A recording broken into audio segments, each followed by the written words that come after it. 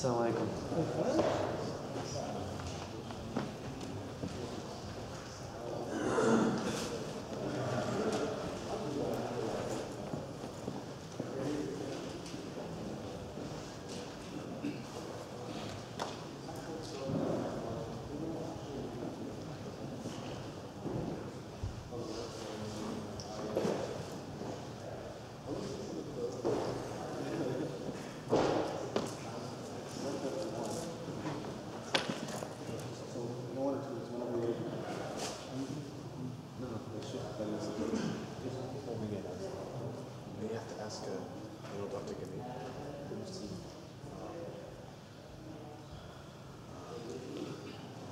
Dr. Khalil.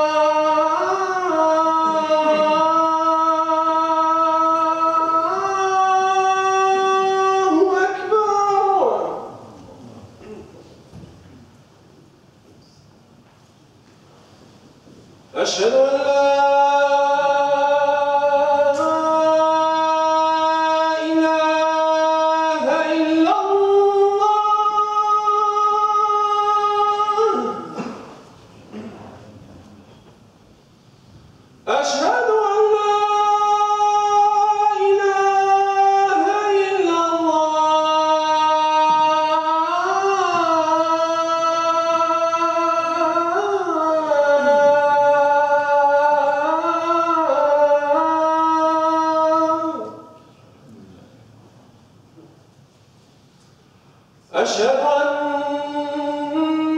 محمدًا رسول الله.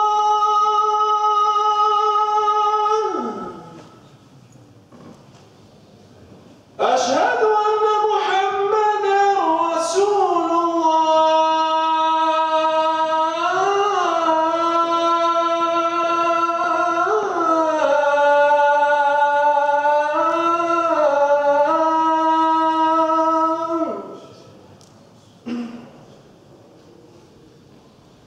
حي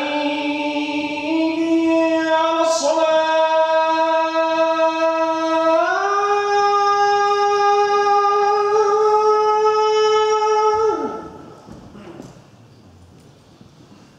حي على الصلاة.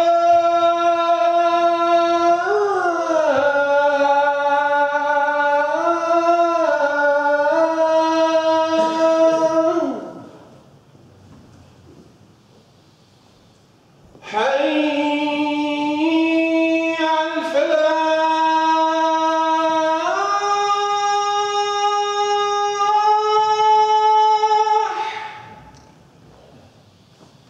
حي على الفلاح.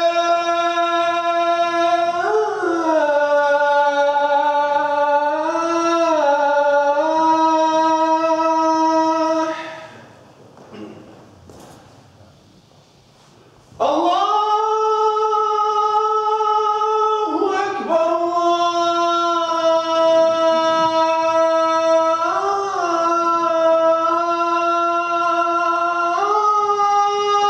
الله أكبر. لا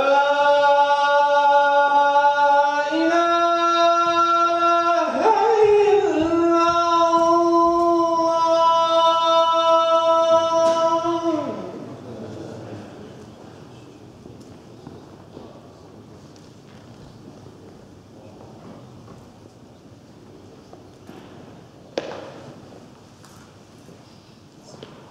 الحمد لله نحمده تعالى ونستعينه ونستغفره ونتوب إليه ونعوذ بالله من شرور أنفسنا ومن سيئات أعمالنا.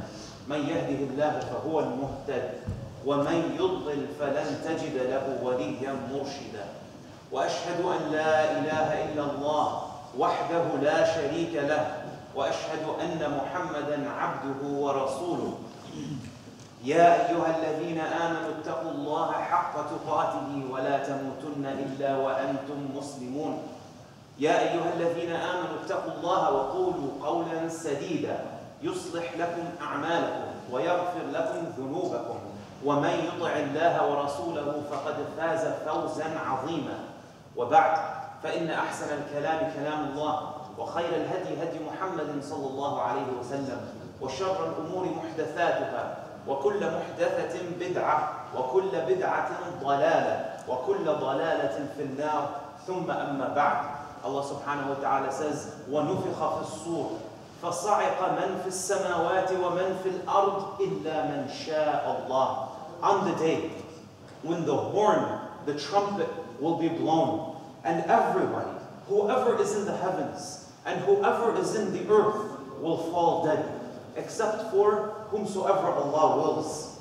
That first blow of the trumpet by the angel Israfil will signify the end of the life of this world. So anybody still remaining alive at that time will die instantly when the trumpet is blown. ثُمَّ نُفِخَ فِيهِ أُخْرَى فَإِذَا هُمْ قِيَامٌ يَنْظُرُونَ. Then Allah says, the angel Israfil will blow into the trumpet a second time. And at once they'll be standing. They'll be looking on. They'll be back to full attention, awaiting trial in front of Allah. This is the second blow of the trumpet by the angel Israfil.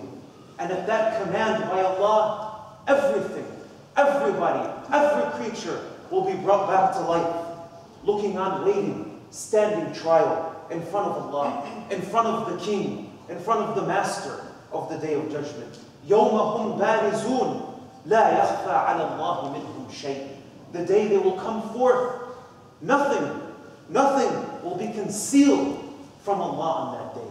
Nothing of their actions will be concealed from Allah on that day. All of the old secrets, all of the actions that we remember, and those that we forgot completely about will be brought to account, will be brought back to account in front of Allah on that day.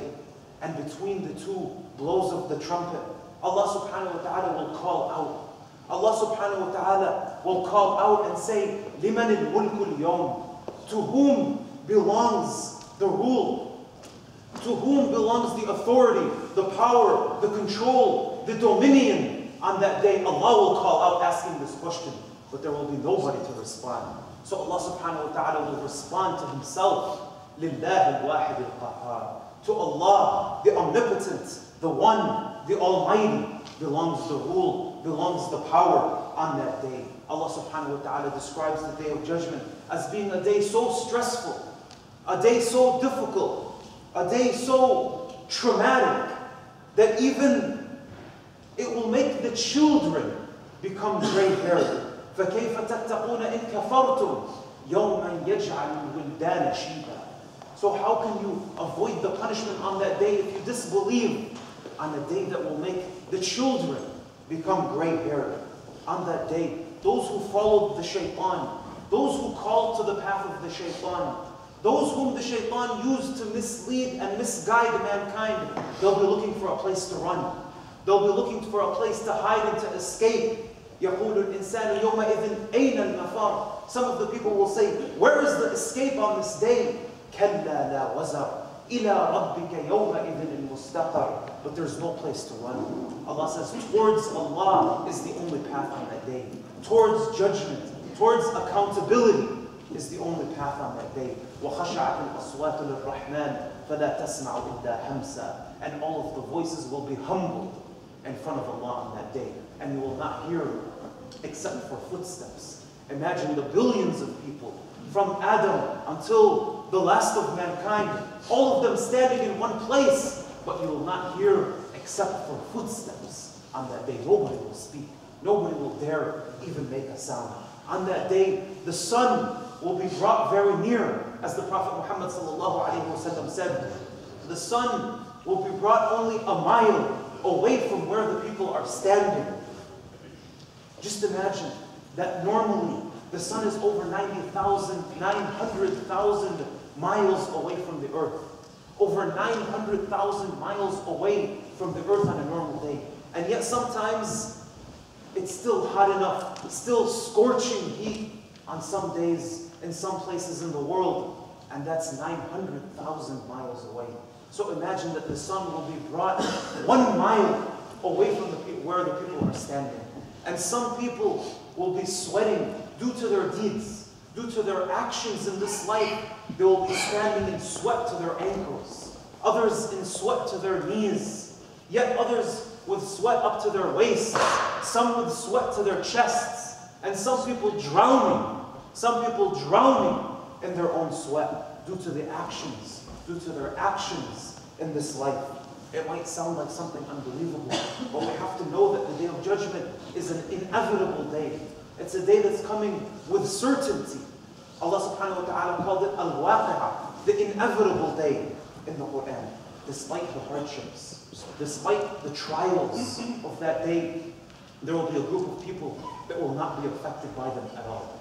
There will be a group of people that will be sitting in ease, that will be sitting in comfort, that will be sitting in enjoyment on that day. The Prophet Muhammad ﷺ said, سَبْعَةٌ يُظِلُّهُمُ اللَّهُ يَوْمَ لَا ظِلَّ إِلَّا ظِلُّهُ.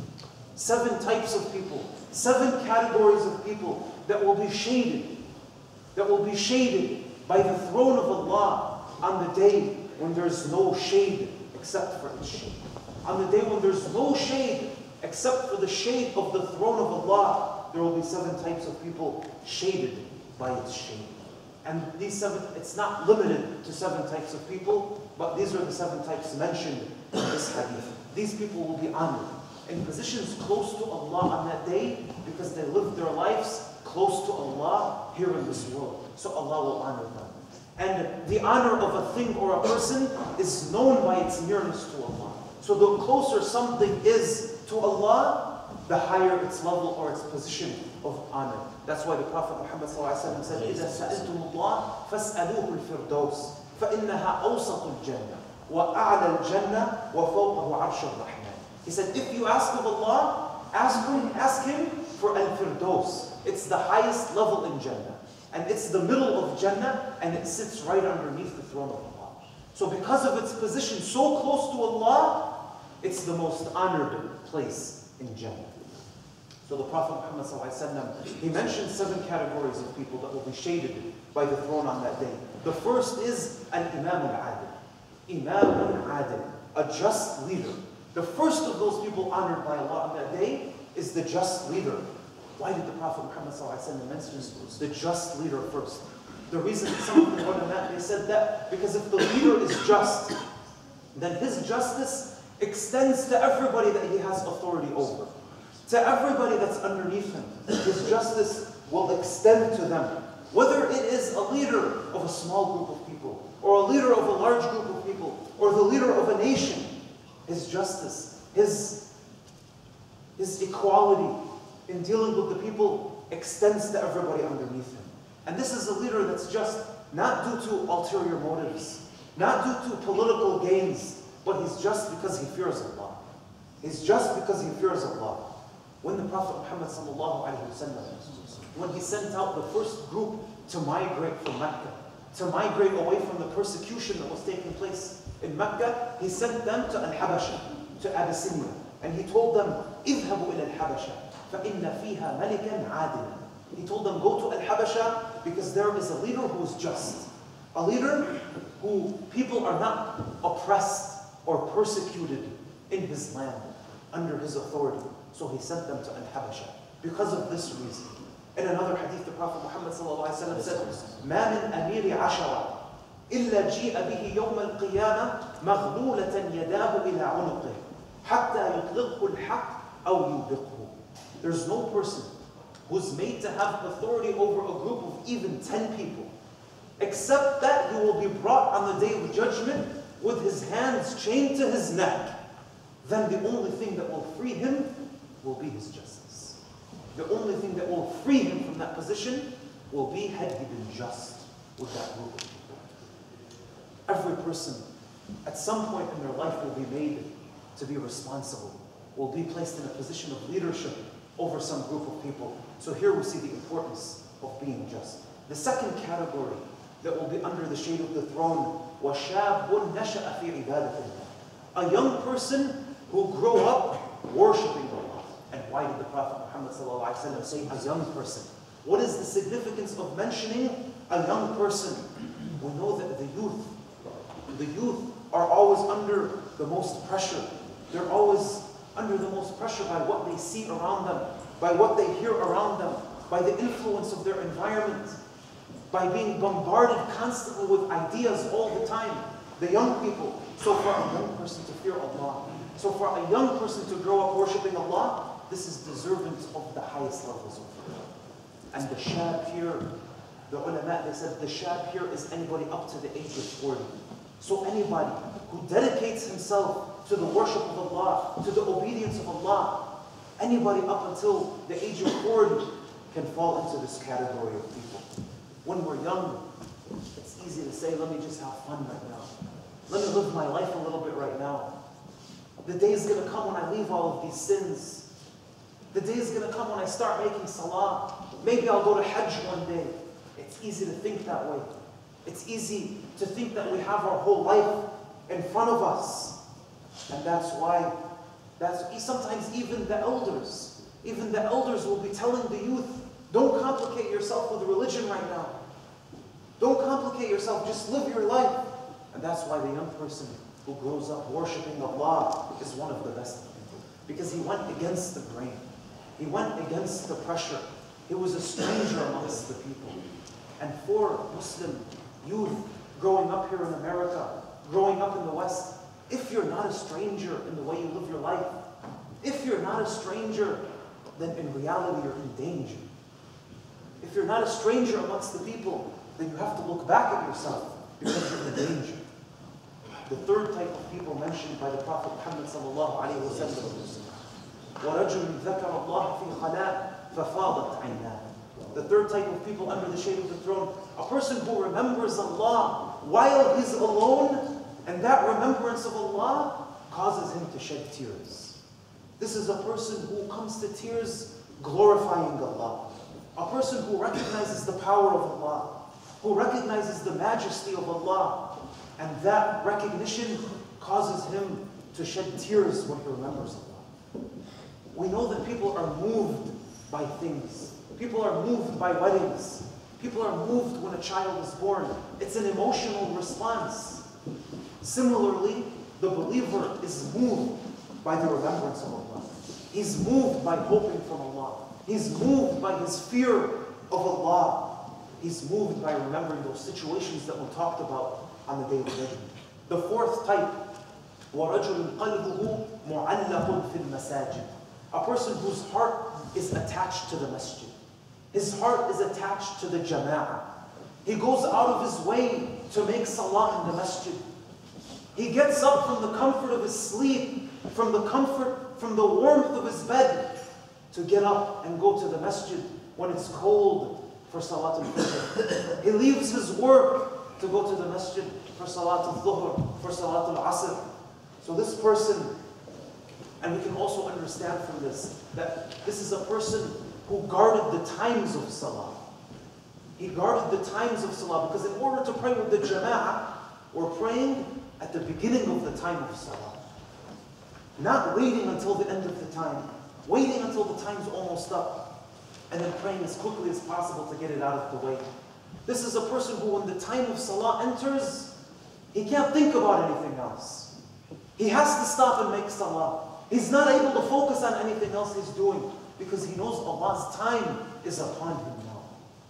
When the Prophet Muhammad ﷺ became sick with the illness that led to his death, he developed a very high fever, and it was after Salat al-Maghrib on a Friday.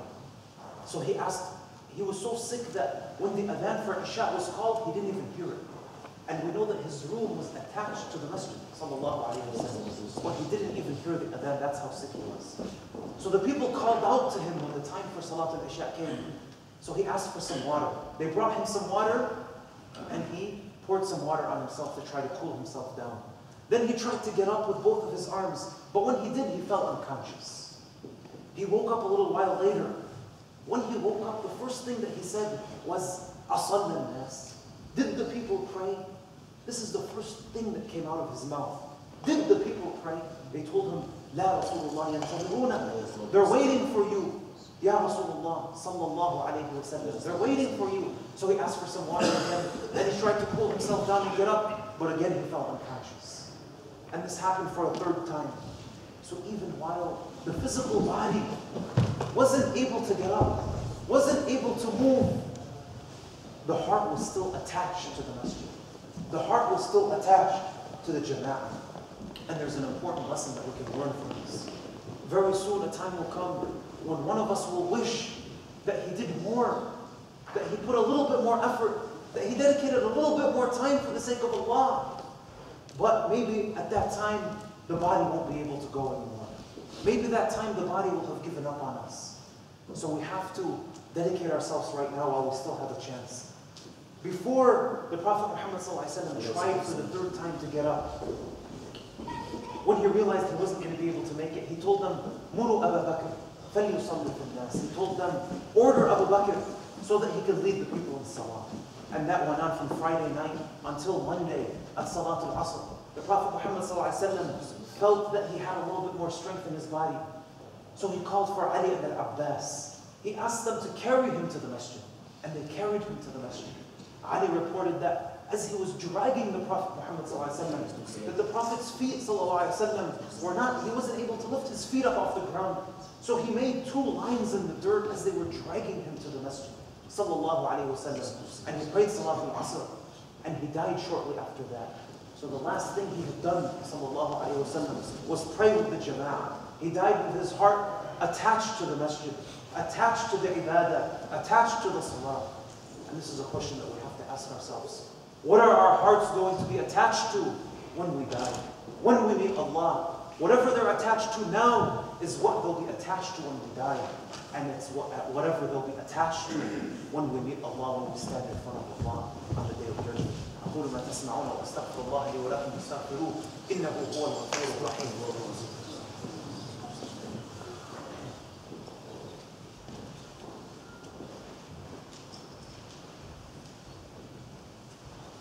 الحمد لله وكفى والصلاة والسلام على نبيه المصطفى. The next category of people mentioned by the Prophet Muhammad sallallahu alayhi wa sallam, ورجل تصدق بصدقة فأخفاها حتى لا تعلم شماله ما صنعت يمينه. A person who gives of his wealth in charity, but not only does he give of his wealth in charity, he does so secretly. He does so in a way where nobody knows that he's doing it. So much so that sometimes he himself may not even know how much he gave. So much so that it's as if his left hand doesn't know what his right hand gave. Now there's times when charity can be given openly, when this might be encouraging to the rest of the people to give, when we're collecting for a common cause, but there's also a danger, because we know that the nature of the human is that he likes to be admired. He likes to be looked up to. He likes to be praised. So giving charity openly can be dangerous. It can be dangerous for the intelligent. Ali ibn al-Hussein, the grandson of Ali ibn Abi Talib, he was a man who went to great extents to give charity secretly. He used to carry packages of food at night under the cover of darkness, and he would leave them outside of the houses of poor people, outside of the homes of people who were in need. And he did so much, with such secrecy, that nobody knew what he was doing. When he died, they saw the marks on his back and on his shoulder. These were marks known to be on people who used to carry merchandise and carry goods. They saw these marks. He wasn't known to be a person who was carrying merchandise. And then it was reported that over 100 families, over 100 homes that had been receiving packages of food every day stopped receiving them all of a sudden. So they knew at that point that it was him. Only after he died. That's the extent that he went to make sure that nobody knew what he was doing, that he was giving this charity in secrecy. Briefly, we'll mention the last two types. وَرَجُلَانِ تَحَابَّا فِي اللَّهِ اجْتَمَعَ عَلَيْهِ وَتَفَرَّقَ عَلَيْهِ. Two people who loved each other for the sake of Allah. They came together for the sake of Allah, and they parted for the sake of Allah. These are people who come together for the worship of Allah. They love each other because of their faith. They love each other for the sake of Allah. When they love something, they love it for the sake of Allah. When they hate or dislike a thing, they dislike it for the sake of Allah. All of their actions revolve around pleasing Allah. They don't come together because of wealth. They don't come together because these are people that make them laugh, or these are interesting characters. They come together for the sake of Allah. So this is another question that we have to ask ourselves. The people that are around us, our companions, why are they our companions? Is it because they bring us closer to Allah? Is it because they remind us about the salah? They remind us about Allah? Or is it for reasons other than that? And finally, وَرَجُلٌ دَعَتْهُ امْرَأَةٌ ذَاتَ مَنْصِبٍ وَجَمَالٍ فَقَالَ إِنِّي أَخَافُ اللَّهَ. A man who's tempted by a woman of beauty and position, but he says, I fear Allah. And this goes the other way around for a woman who's tempted by a man also. We know that this life is full of temptations. And these temptations, they lead to misguidance. The temptations, if we follow them, they lead us to misguidance. How many men have been misguided by the lure of a woman, or the other way around? Allah subhanahu wa ta'ala says, وَأَمَّا مَنْ خَافَ مَقَامَ رَبِّهِ وَنَهَى النَّفْسَ عَنِ الْهَوَى فَإِنَّ الْجَنَّةَ هِيَ الْمَأْوَى. As for the one who feared the position of his Lord, and he prevented his soul from unlawful inclination, then for him, paradise, Jannah, will be his refuge. And in this example, this person not only prevented himself from temptations, from going after temptations, but the temptations in this example actually came to him. The temptations and the desires actually came looking for him. And yet he was able to stop and say, I fear Allah. We can imagine how difficult this would be. These are the qualities Brothers and sisters in Islam, these are the qualities of the people that will sit underneath the shade of the throne when there's no shade except for its shade. The just leader, worshiping Allah as youth, being attached to the houses of Allah, being constant in the remembrance of Allah, so much so that it causes us sometimes to shed tears out of the fear, out of the love, out of hope from Allah, giving charity in secrecy, loving each other for the sake of Allah, and avoiding the temptations and desires. We have to know these qualities. We have to strive to make ourselves of the people who have these qualities, and notice that all of these qualities are tied in one to another. When the leader is just, he provides an environment where people will become attached to the masajid, where people will love each other for the sake of Allah, where people will give for the sake of Allah, and so on. So these qualities, they're all tied one to each other. They're all part of the overall behavior and character of the believer. So strive to attain these qualities. We ask Allah to make us of the people that will be shaded by His throne on the day when there's no shade except for its shade. Allahumma rizqna as-sidq wal-ikhlas bil-qawli wal-amal. Allahumma rizqna as-sidq wal-ikhlas bil-qawli wal-amal. Allahumma ahdi shababana wa nisa'ana wa shuyukhana ya Rabbil Alameen. اللهم اهدنا جميعا اللهم اهدنا لأحسن الأخلاق والأداب والأعمال لا يهدي إليها إلا أنت. اللهم اهدنا واهد بنا واقبلنا وتقبل منا واجعلنا ممن أطاعك واتقاك. اللهم أعز الإسلام والمسلمين وأذل الشرك والمشركين وقوموا إلى الصلاة. الله أكبر الله أكبر أشهد أن لا إله إلا الله أشهد أن محمدا رسول الله حي على الصلاة حي على الفلاح قد قامت الصلاة قد قامت الصلاة الله أكبر الله أكبر لا إله إلا الله. استقيم واستوي. Fill the gaps, complete the rows, استوي. الله أكبر.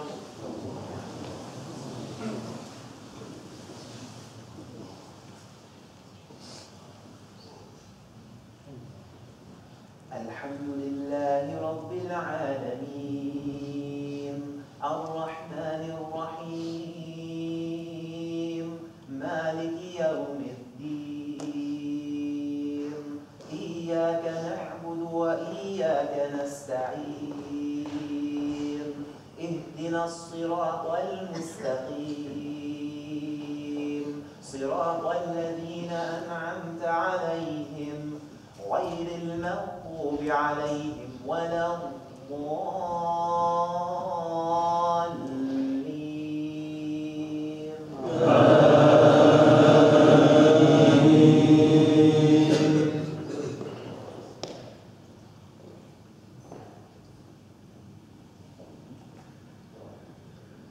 فذكر إن نفعت الذكرى سيذكر من يخشى ويتجنبها الأشقى الذي يصلى النار الكبرى ثم لا يموت فيها ولا يحيا قد أفلح من تزكى وذكر اسم ربه فصلى بل تؤثرون الحياة الدنيا والآخرة خير وأبقى إن هذا لفي الصحف الأولى صحف إبراهيم وموسى. الله أكبر.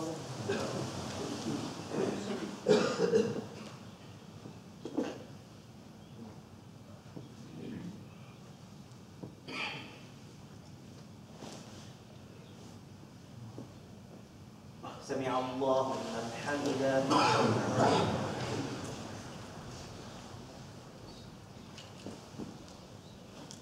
الله أكبر.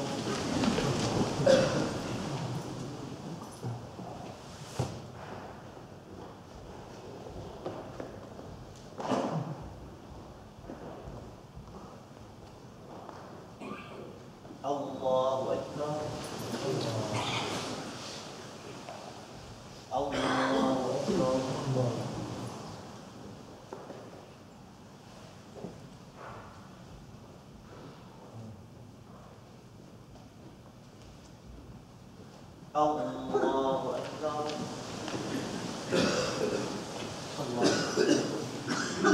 الحمد لله رب العالمين الرحمن الرحيم مالك يوم الدين إياك نعبد وإياك نستعين اهدنا الصراط المستقيم صراط الذين أنعمت عليهم غير المغضوب عليهم ولا الضالين.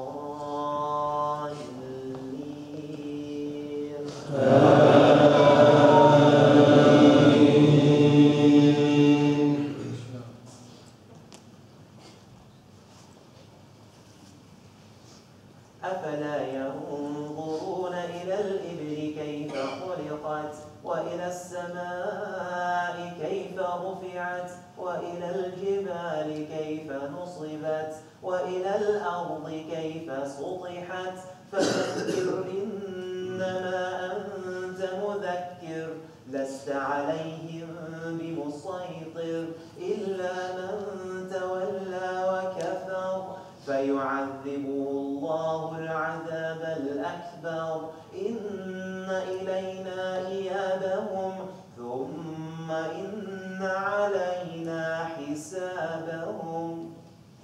الله أكبر.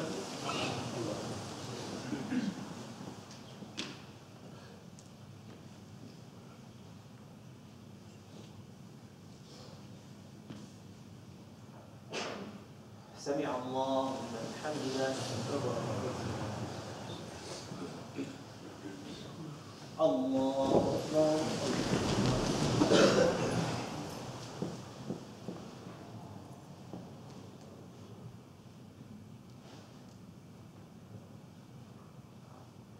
الله أكبر.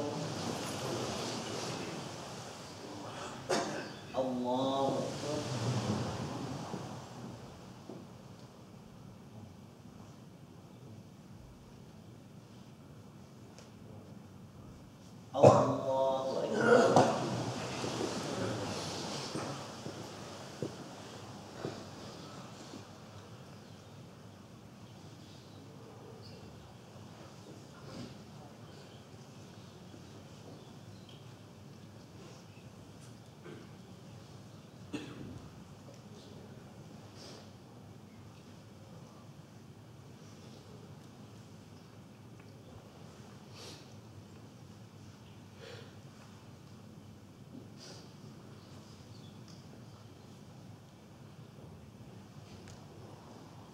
السلام عليكم ورحمة الله.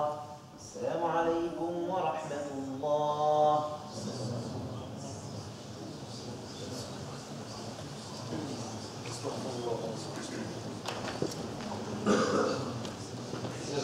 Jazakallah khair, Brother Khalil, Sheikh Khalil for the khutbah, for this reminder.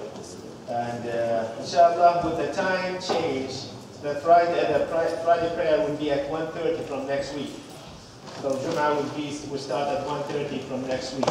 There's a couple of other announcements about some other activities that are taking place in the masjid. Inshallah, Monday morning, there is a sisters halaqah from 10 to 12. Monday morning, there's a sisters halaqah from 10 to 12. Monday night, after Maghrib, there is a